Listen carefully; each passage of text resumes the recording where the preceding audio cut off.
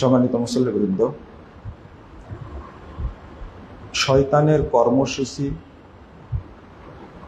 আদম সন্তানের উপর, এই বিষয়টা নিয়ে আপনাদের সামনে খুতবায় আলোচনা করব ইনশাআল্লাহ। ওয়া মা তাওফীকি ইল্লা বিল্লাহ, আলাইহি তাওয়াক্কালতু ওয়া ইলাইহি উনীব। শয়তান মুমিনকে বিভ্রান্ত করার জন্য 7 দফা কর্মসূচি নিয়ে কাজ করে। শয়তানের দফা হলো 7টি। একটা হলো উকবাতু শিরক বিল্লাহ ওয়া বিদীনিহি ওয়া বিলিকাইহি ওয়া বিসিফাতিহি, অর্থাৎ শয়তান মুমিনকে কাফের, মুশরিক বা বেদিন বানানোর চেষ্টা করে। এটা প্রথম কর্মসূচি তার। এই জন্য অধিকাংশ মানুষ শিরকের সাথে জড়িত। মানে এর উদাহরণ হলো ইমাম ইবনুল কাইয়্যিম রাহিমাহুল্লাহ, তিনি বলছেন ঈমান নষ্ট করে শয়তান এমনভাবে, যেমন একটা লোকের কাছে একটা গোশতের টুকরা আছে, তো আর একটা কুকুর তার পাশে ঘুরছে,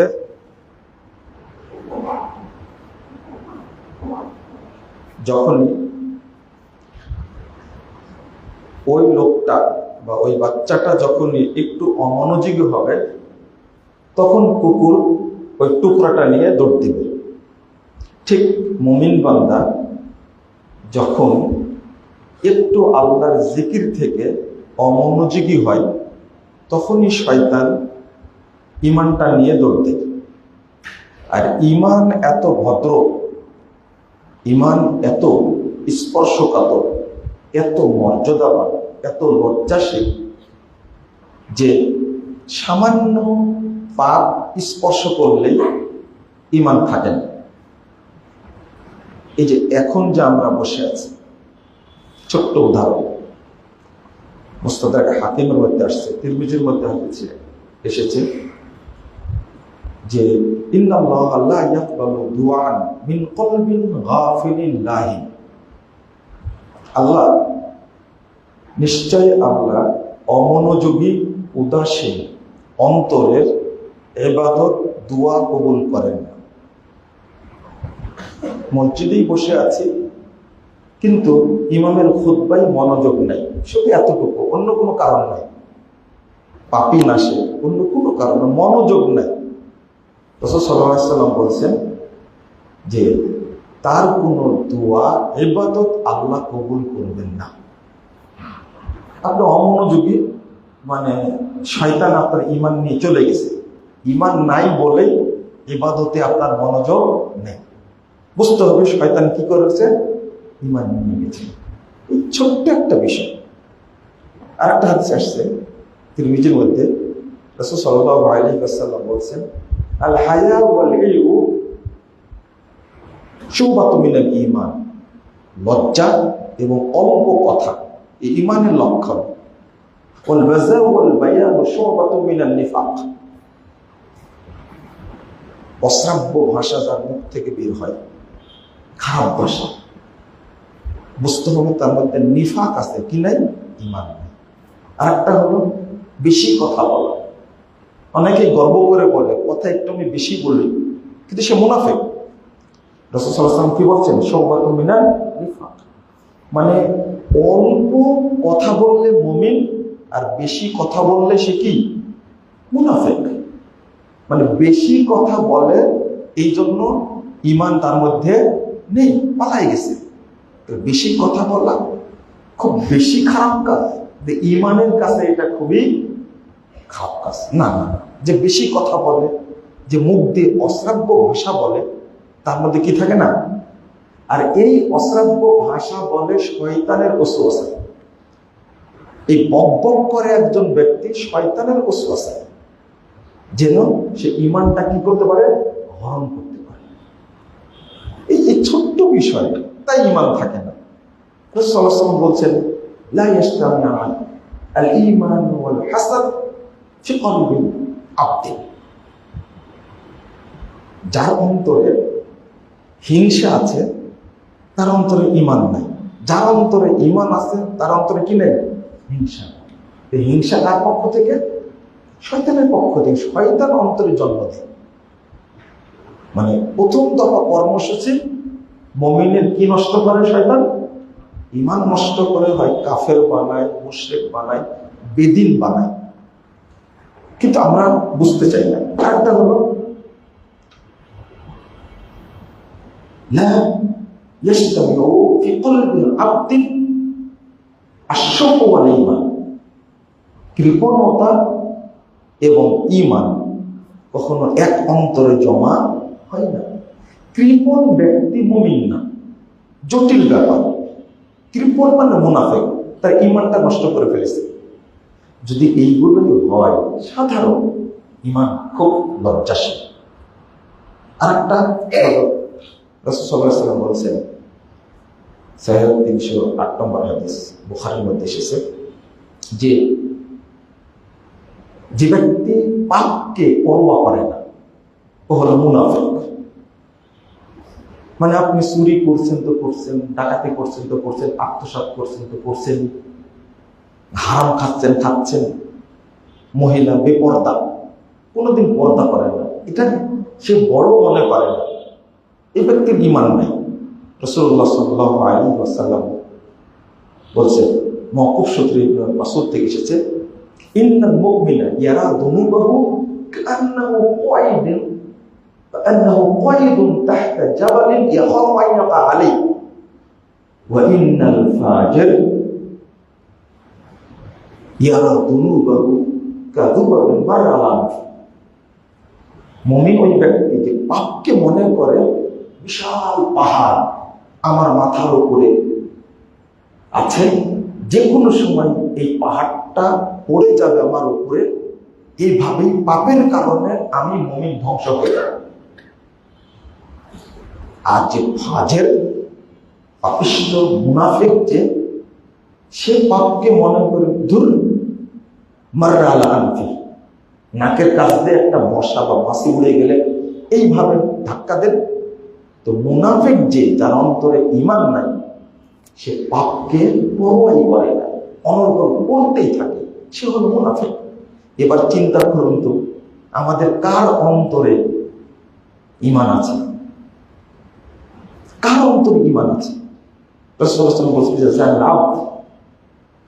বান্দা যখন জিনায় লিপ্ত হয় তখন ঈমান মাথার উপরে চলে যায়। সে মাথার উপর কাদুল্লাহ ছায়া করে থাকে। জিনা করছে, ঈমান নাই। মিথ্যা কথা বলছে, ঈমান নাই। চুরি করছে, ঈমান নাই। এই কাজগুলো করাই কে? শয়তান, ও ঈমানটা নষ্ট করার জন্য।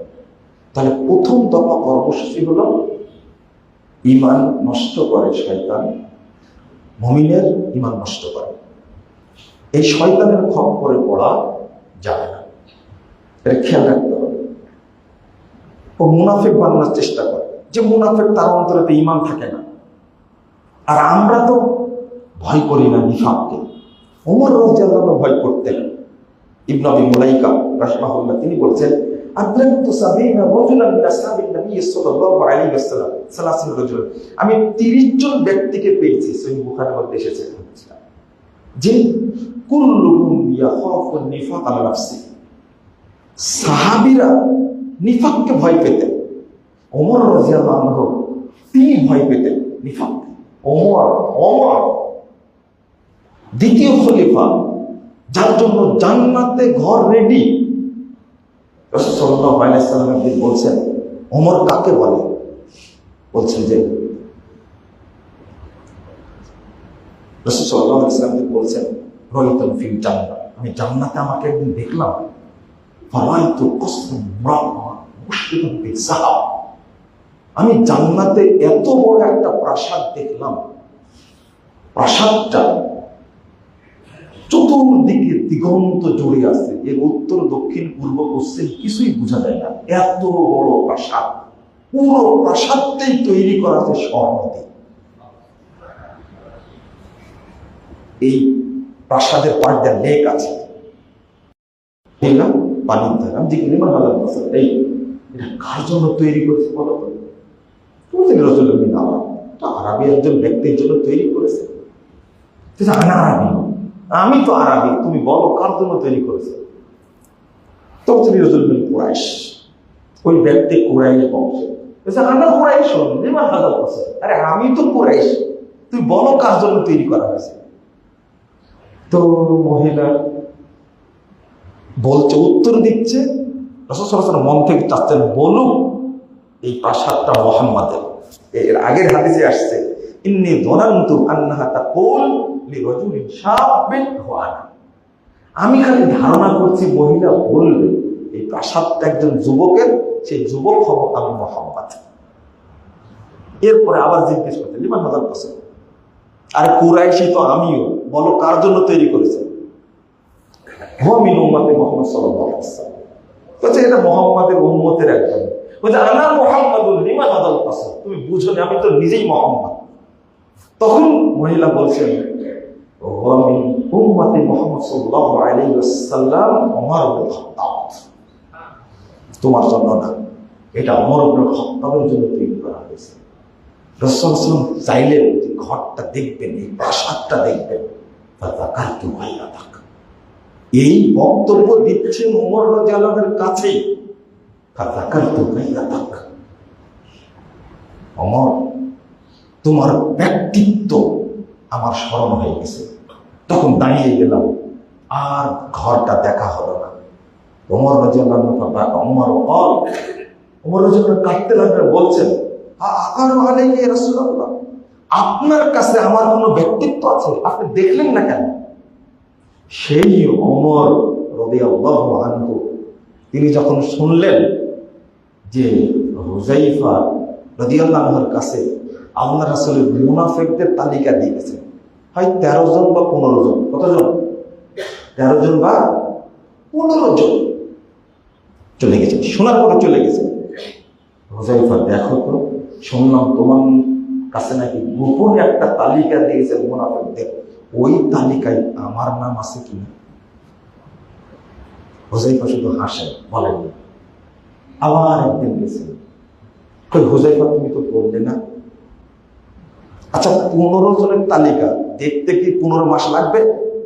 আর হুযায়ফা রাদিয়াল্লাহু আনহু এরকম সাহাবী, তার নামগুলো মনে নাই? মনে আছে তো বলছেন না, কারণ গোপন রাখতে বলেছেন। যে ওমর রাদিয়াল্লাহু আনহু ব্যাকুল হয়ে গেছেন, আমাকে না বলে রাসূল সাল্লাল্লাহু আলাইহি ওয়াসাল্লাম যদি তালিকায় আমার নামটা দিয়ে জানানো মুনাফিক। সাহাবীরা প্রত্যেকটি ভয় করতেন আমি মুনাফিক হয়ে গেছি মনে হয়। যদি আপনার মনে এই চিন্তা না আসে আমি কি মুনাফিক হয়ে গেলাম? ছি ছি ছি, জহরের সালাত পড়ার কথা ছিল 12:30টার মধ্যে, এখন 1টা বেজে গেল, 1:30টা বেজে গেল, 2টা বেজে গেল, আমি জহর করতে পারলাম না, আমি মনে হয় মুনাফিক হয়ে গেছি। কারণ মুনাফিকের, মুসল্লিদের মধ্যে মুনাফিকের 6টা আলামত আছে, তার মধ্যে একটা তাখিরুস সালাত, সালাত দেরি করে পড়ে মুনাফিক। আমি কি মুনাফিক হয়ে গেছি? তাহলে যে ব্যক্তি এই ভয় না করে সে কোনো দিন মুমিন হতে পারবে না। আমি কথাটা আবারও বলছি, মুমিন যতক্ষণ না মনে করবে আমি মনে হয় মুনাফিক হয়ে গেছি, ততক্ষণ সে মুমিন হতে পারবে না। কারণ প্রত্যেক সাহাবী ভয় করতেন আমি মনে হয় মুনাফিক হয়ে গেছি। শয়তানের বড় চক্রান্ত। একজন রিকশাওয়ালাকে আপনি গালি দিলেন, তখন আপনি ভাবলেন না মনে হয় আমি মুনাফিক হয়ে গেছি, না হলে এত খারাপ কথা বললাম কেন? কাজের বুয়াকে নোংরা ভাষায় গালি দিলেন, বললেন আমি মনে হয় মুনাফিক হয়ে গেছি। আপনার ওয়াইফকে এমন ভাষায় কথা বলছেন যে তুই খারাপ, তোর বাপ খারাপ, তোর মা খারাপ, তোর 14 গোষ্ঠী খারাপ। আপনি একবার বলেন মনে মনে, মনে হয় আমি মুনাফিক, না হলে এতগুলো কথা বললাম কেন? আমি হারাম খাই, মনে হয় আমি মুনাফিক, কিছু মনেই নাই। আমি আত্মসাৎ করছি, পাসপোর্ট অফিসে দুর্নীতি করছি, আমি সচিবালয়ে চাকরি করে হারাম খাচ্ছি, আমি একজন প্রশাসনের লোক, এত মিথ্যা কথা বলি, এত হারাম খাই, আমি চাঁদাবাজি করি, চাঁদাবাজি করতে গিয়ে মানুষ হত্যা করি, আমি এত নোংরা কাজ করি না, আমি মুনাফিক।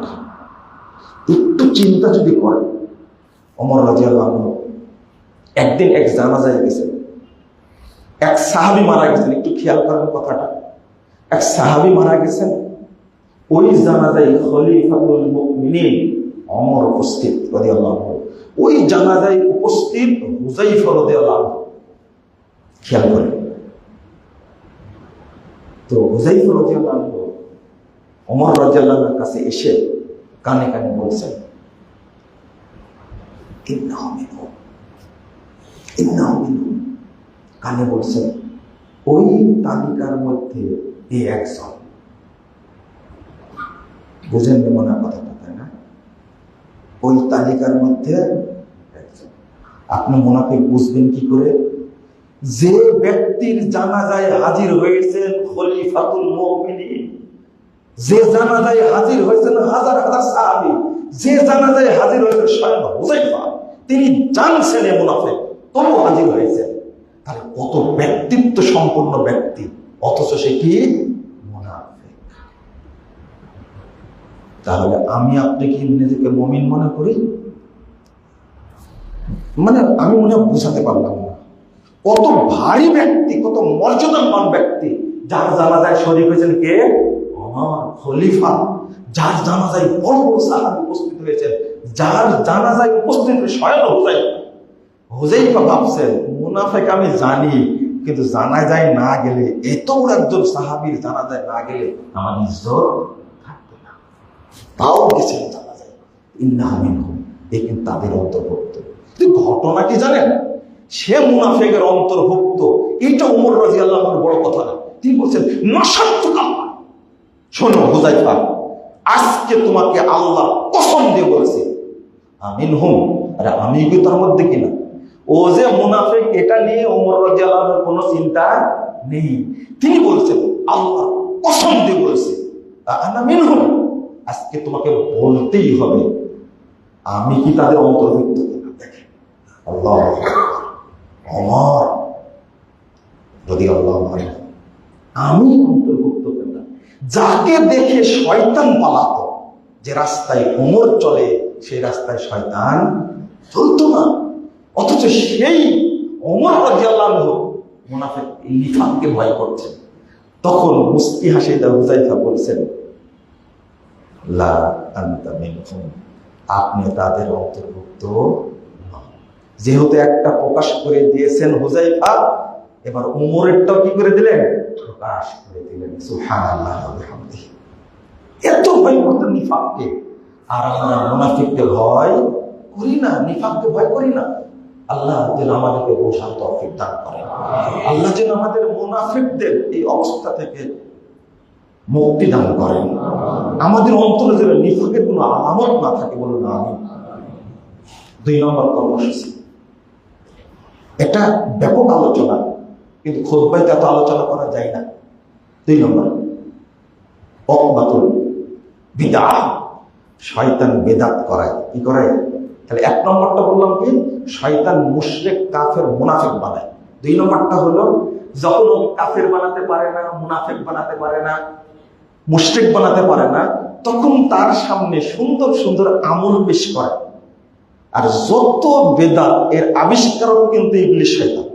আল্লাহ নিজেই বলছেন সূরা আনাম 112 নম্বর আয়াত, 121 নম্বর আয়াত, সহিহ বুখারীর মধ্যে আসছে 2701 নম্বর হাদিস, 3210 নম্বর হাদিস। এর মধ্যে আসছে বিদআতগুলো আবিষ্কার করে কে? শয়তান। আর প্রচার করে কারা?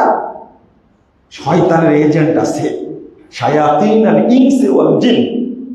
মানুষদের মধ্যে শয়তানের এজেন্ট আছে, বেতনভুক্ত এজেন্ট। এই শয়তানের তৈরি করা এই আমলগুলো ছড়িয়ে দেয়। আল্লাহ বলছেন, ওয়াইন আতাতুমুহুম ইন্নাকুম লামুশরিকুন। শোনো, তোমরা যদি শয়তানের এজেন্টদের আনুগত্য করো, তাদেরকে অনুসরণ করো, ফলো করো, তো অবশ্যই তোমরা মুশরিক হয়ে যাবে। শয়তান তৈরি করে আর আমাদের সামনে দেয়। মাছকে যে টোপ দেয়, এটা মাছকে খাওয়ানোর জন্য না মাছকে ধ্বংস করার জন্য? কি আপনার টোপ দেন না মাছকে? কি মাছকে খাওয়ানোর জন্য না মাছ ধরার জন্য? মাছ ধরার জন্য। ঠিক ইবলিস এই আমলগুলো যে টোপ দেয়, আর সবচেয়ে বেশি টোপ দিয়েছে সালাতের মধ্যে। কিসের মধ্যে? সালাতের মধ্যে। ইবলিস এতটাই কর্মসূচি পালন করেছে সালাতকে ধ্বংস করার জন্য। কারণ ইবলিস জানে সালাত হলো মুমিনের আমলের ফাউন্ডেশন। সালাত নষ্ট করতে পারলে হজ, যাকাত, আমল, সিয়াম সবই কি হয়ে যাবে? নষ্ট হয়ে যাবে। এই জন্য বিদআত তৈরি করেছে। আর এই বিদআতের ফাউন্ডেশন তৈরি করেছে কাকে? সালাতকে। আমি একটু পরে বলছি, শেষ করে নিয়ে এটা কর্মসূচি। 2 নম্বর ওকবাতুল কাবায়ের। তো বিদআত করাতে পারে না, সচেতন, এইগুলো দলিলে নাই, হাদিসে নাই, আমি করব না, তখন ওকে কাবিরা গুনাহ করে। 3 নম্বর কর্মসূচি। 4 নম্বর কর্মসূচি ওকবাতুস সগায়ের। কাবিরা যখন করে না, তখন ছোট ছোট পাপ করানোর চেষ্টা করে, যেন এই ছোট পাপের মধ্যে দিয়ে কোথায় নিয়ে যাবে? বড় পাপের মধ্যে ঢোকাই দেবে। এইগুলো কোনো ব্যাপার না। এই বিড়ি খাওয়া সাধারণ ব্যাপার, জর্দা খাওয়া সাধারণ ব্যাপার, গুল খাওয়া সাধারণ ব্যাপার। এগুলো কার ধোকা বলেন তো? শয়তানের ধোকা। এইগুলো খেতে খেতে একসময় ফেন্সিডিল খাবে, একসময় ইয়াবা খাবে, একসময় আইস খাবে, একসময় মদ খাবে, একসময় গাঁজা খাবে। এই যে শয়তানের কাজ। কয়টা হলো? 4টা। ওকবাতুল মুবাহাত আল্লাতী লা হারাজ লিফাইলিহা। অর্থাৎ ও যে কাজটি দরকার নাই, ওই কাজটি, মানে ছোট ছোট হালাল নিয়ে ব্যস্ত থাকে, কিন্তু বড় বড় হালাল নিয়ে ওর কোনো চিন্তাই নেই। বলছে এই দাঁড়িয়ে পানি খাওয়া হারাম, কিন্তু নিজে মদ খাই, নিজেই ঘুষ খাই, কিন্তু দাঁড়িয়ে পানি খাওয়া কি? এ তোর মুজ বড় হয়ে গেছে, একটু মুজটা ছাট, মুজ বড় হয়ে গেছে, পানি খাওয়ার সময় যদি গোফে স্পর্শ করে তাহলে কি পানি হারাম হয়ে যাবে? অথচ নিজেই কি খায়? সাদাবাজ, নিজে একজন জেনাকারী, নিজে একজন, মানে শয়তান চাই এই ছোট ছোট কাজে ওকে ব্যস্ত রাখে, আর বড় বড় কাজগুলো সে করতে থাকে। ওকবাতুল মুবাহাত। এই কাজ করে সে তৃপ্তি পায়। আমি পানি খেয়েছি, কিন্তু কি আমার বসে ঠেকেনি, এটা নিয়ে ওর চিন্তা। এক শ্রেণীর লোক আছে না, এই ছোট ছোট বিষয়গুলো নিয়ে বেশি উত্তপ্ত হয়, কিন্তু সে নিজেই কি বড় বড় পাপের সাথে জড়িত। আরেকটা হলো, কয়টা হলো তাহলে? 5টা। 6 নম্বরটা হলো ওকবাতুল আমালিল মারজুহাত আল মাফসুদা মিন তাআতিহা।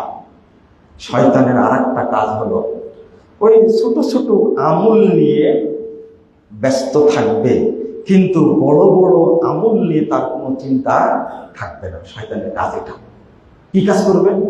যেখানে ফজিলত আছে, শোনেন, যারা তাওহীদপন্থী, যারা সালাফি, যারা আহলুল হাদিস, তারা ফারায়েজ নিয়ে ব্যস্ত থাকে, ফাজাইল নিয়ে ব্যস্ত থাকে না। আর যারা বোকা মানুষ, তারা ফাজাইল নিয়ে ব্যস্ত। মানে ফাজাইল নিয়ে ব্যস্ত কি? এলেম শিখবে না, কিন্তু তাকে বলা হয়েছে একটা জিনিস, যে মসজিদে গিয়ে ফজর সালাত পড়ে যদি কেউ বসে থাকে, জামাতে পড়ে সে 2 রাকাত সালাত পড়লো সূর্য ওঠার পরে, তার জন্য একটা পূর্ণ হজ, একটা পূর্ণ উমরা লেখা হলো। ব্যস্ত হয়ে পড়লো এই ফজিলতের জন্য, কিন্তু মাঝখান থেকে কি চলে গেছে? ফরজ আমলগুলো তার কাছে দৃষ্টি আকর্ষণ হয়নি। ওই লোকটা তাহাজ্জুদটা পড়েনি। যত ফরজ নফল ইবাদত আছে তার মধ্যে আল্লাহর কাছে শ্রেষ্ঠ কোনটা? তাহাজ্জুদ না? আফজালুস সালাত বাদাল ফারিদা সালাতুল লাইল। ফরজ সালাতের পরে সবচেয়ে উত্তম সালাত হলো কি? তাহাজ্জুদের সালাত। তাহাজ্জুদের সালাত দেওয়ার চিন্তা ভাবনা নাই। ও চিন্তা ভাবনা কি? ওর চিন্তা ভাবনা ছোটখাটো বিষয়। লা হাওলা ওয়ালা কুওয়াতা ইল্লা বিল্লাহ। আরেকটা হলো এখানে বলে দিই, তাও ফজিলতটা সহি হলে না ভালো হয়। সব জাল ফজিলত। কি জাল ফজিলত?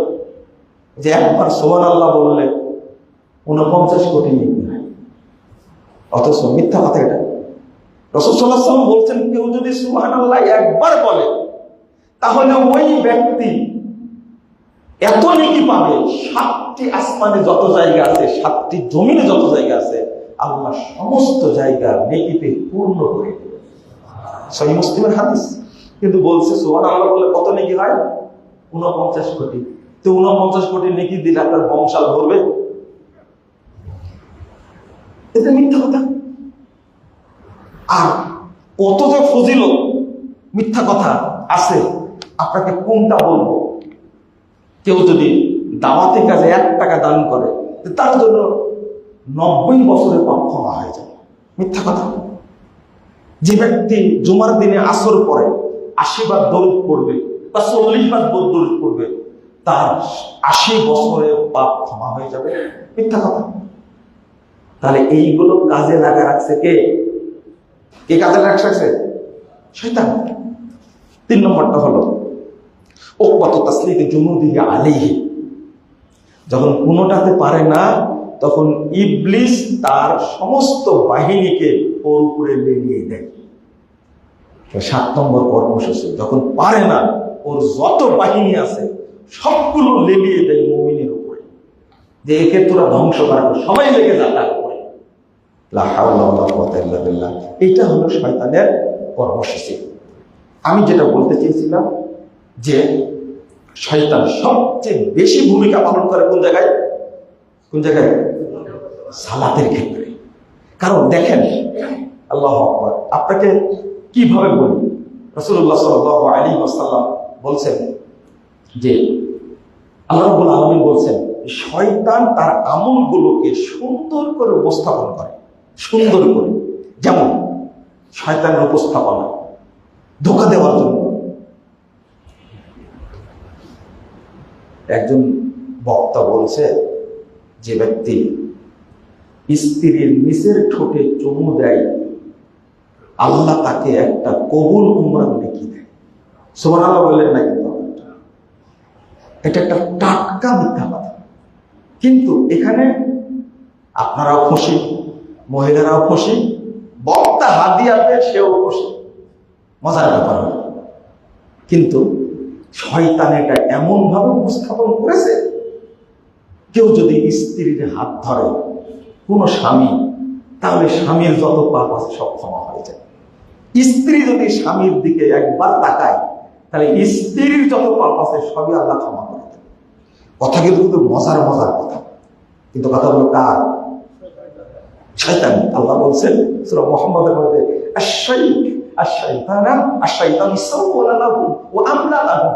শয়তান তার কাজগুলো সুন্দরভাবে উপস্থাপন করে যেন মানুষ ওইগুলোই করে। 2 নম্বর, আল্লাহ বলছেন যে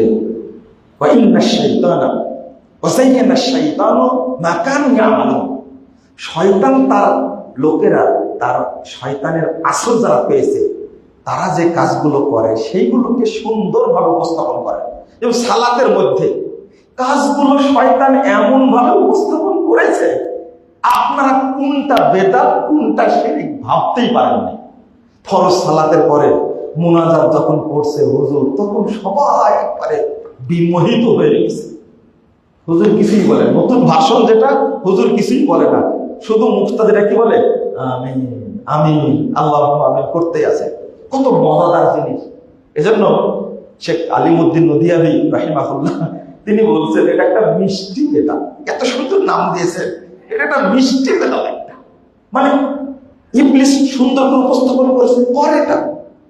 আপনি ভালোটা বলবেন, আপনি করবেন না, কিন্তু শয়তান যেটা বলেছে সেটাই কি আপনি করতে চাচ্ছেন। আমান যুইনা সুউ আমালি ফারাহা হাসানা। আল্লাহ বলছেন তার জন্য এই শয়তান খারাপ কাজকে ভালো করে উপস্থাপন করেছে। ফারাহা হাসানা, সে নিজে এখন ভালো মনে করছে, তাই তো এটাই তো সুন্দর। সালাতে দাঁড়ানোর আগেই বলছে নাওয়াইতু আন উসাল্লিয়া লিল্লাহি তাআলা আরবা রাকাতান মিনাজ যুহরি। কত সুন্দর, এটাই মুখস্থ করেছে সারা বাংলাদেশের মানুষ। শয়তান মুখস্থ করেছে, শয়তান কি জন্য? সালাতকে কি করার জন্য? নষ্ট করার জন্য, ধ্বংস করার জন্য। বেদাত জিনিসটা কার তৈরি? শয়তানের তৈরি। এটা পবিত্র না অপবিত্র? ওযুর মধ্যে বেদাত তৈরি করছে ওযু নষ্ট করার জন্য। আল্লাহ বলছেন যে আল্লাহর কাছে উপস্থাপন করা হয় সৎ আমল যেটা ইয়ারফাউ ইয়াসআলু ইলাইহিল কালিমাত তাইয়্যিব ওয়াল আমালু সালিহ ইয়ারফাউ। আল্লাহ বলেছেন আল্লাহর কাছে পৌঁছে পবিত্র কথা এবং সৎ আমলটা। আচ্ছা আপনারা বলেন তো, আল্লাহ বলছেন সূরা মুহাম্মদ 33 নম্বর আয়াত, আল্লাহ বলছেন ইয়া আইয়ুহাল্লাযীনা আমানু আতিউল্লাহ ওয়া আতিউর রাসূল ওয়া লা তুবতিলু আমালাকুম। যখন আপনি সুন্নাতের সাথে শরীয়তের সাথে শয়তানি আমল যোগ দিলেন তখন নষ্ট হলো কোনটা? শয়তানি আমল না সুন্নাতি আমল? পানির মধ্যে পেশাব দিলে পানি নষ্ট হয় না পেশাব নষ্ট হয়? কি নষ্ট হয়? পেশাব তো নষ্ট। শয়তান এটাই চাই তার সালাতটা নষ্ট করতে, ওযুটা নষ্ট করার জন্য অনেক আমল বানাইছে।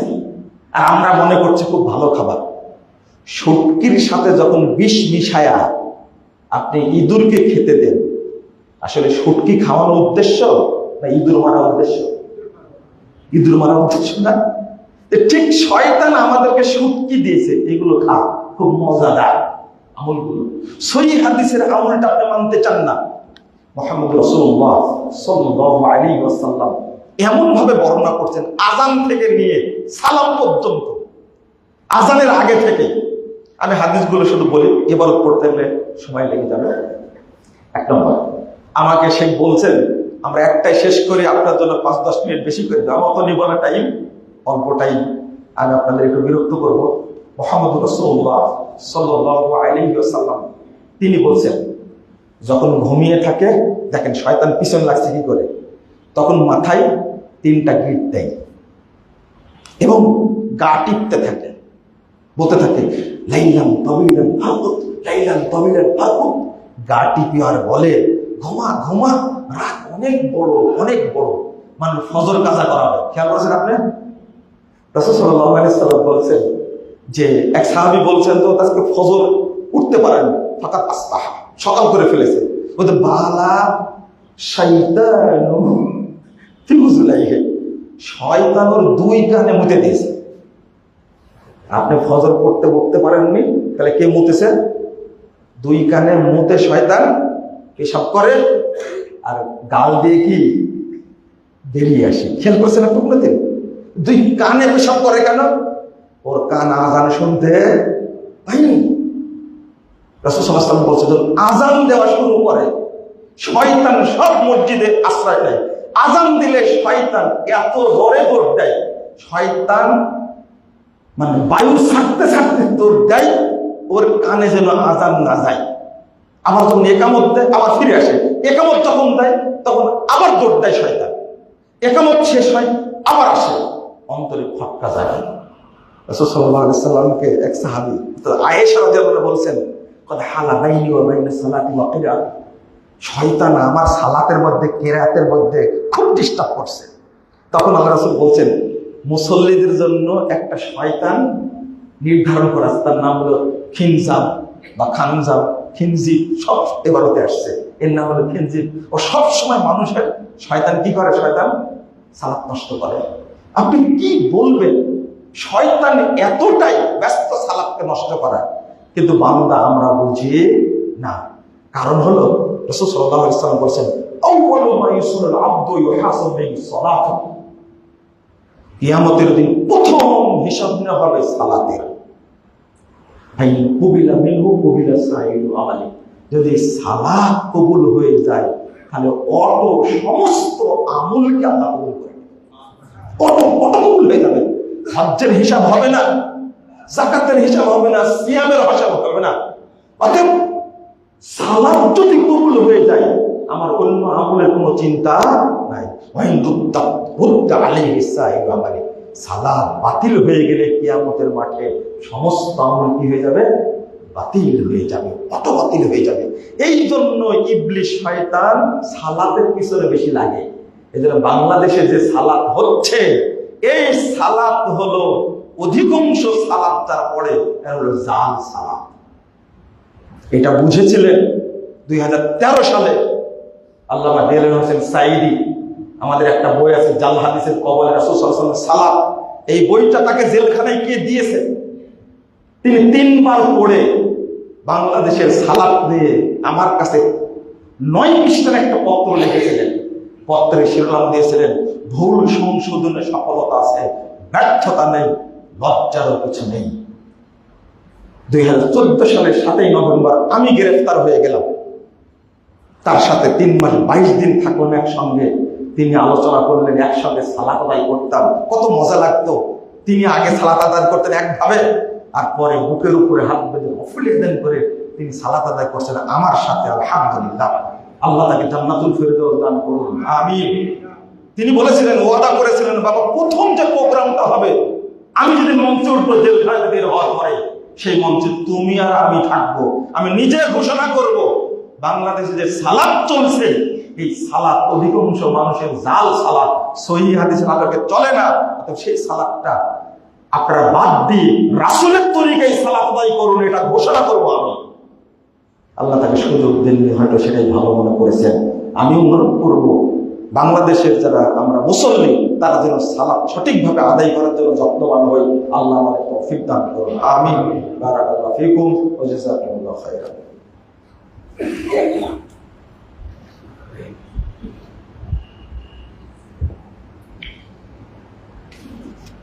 আলহামদুলিল্লাহ ওয়াহদা ওয়াস সালাতু ওয়াস সালামু আলা মান লা নাবিয়্যা বা'দা। সম্মানিত মুসলিমবৃন্দ, আমি ছোট্ট কথাই বলি, রব্বুল আলামিন যেন মুসলিম উম্মাহকে বিজয় দান করেন, আমিন। বিশেষ করে কিছুদিন আগে জয়লাভ করেছে সিরিয়া, এই সিরিয়ার উপরে আক্রমণ শুরু করেছে ইসরায়েল। আপনার অন্তর থেকে দোয়া করবেন, আল্লাহ যেন এই ফিলিস্তিনে থাকা ইহুদিদেরকে ধ্বংস করে দেন, আল্লাহ যেন তাদেরকে পৃথিবী থেকে নিশ্চিহ্ন করে দেন, আমিন। আল্লাহ যেন সিরিয়াকে শক্তিশালী করেন, আমিন। আল্লাহ যেন মুসলিম দেশগুলোকে শক্তিশালী করেন, আমিন। আমি আপনাদের সাথে কুনুতে নাজেলা পড়বো, আমার সাথে আমিন আমিন বলবেন ইনশাআল্লাহ। সালাতের মধ্যে আল্লাহ যেন মুসলিম উম্মাহকে বিজয় দান করেন, আমিন। আল্লাহুম্মা সাল্লি আলা মুহাম্মাদ ওয়া আলা আলি মুহাম্মাদ কামা সাল্লাইতা আলা ইব্রাহিম ওয়া আলা আলি ইব্রাহিম ইন্নাকা হামিদুম মাজিদ। আল্লাহুম্মা বারিক আলা মুহাম্মাদ ওয়া আলা আলি মুহাম্মাদ কামা বারাকতা আলা ইব্রাহিম ওয়া আলা আলি ইব্রাহিম ইন্নাকা হামিদুম মাজিদ। আল্লাহুম্মা ইগফির লানা ওয়া লিল মুমিনিনা ওয়াল মুমিনাত ওয়াল মুসলিমিনা ওয়াল মুসলিমাত। আল্লাহুম্মা আইজ্জিল ইসলাম ওয়াল মুসলিমিন, আল্লাহুম্মা আইজ্জিল ইসলাম ওয়াল মুসলিমিন। আল্লাহুম্মা ربنا آتنا في الدنيا حسنة وفي الآخرة حسنة وقنا عذاب النار. ربنا تقبل منا إنك أنت السميع العليم وتب علينا إنك أنت التواب الرحيم. وصلى الله على النبي.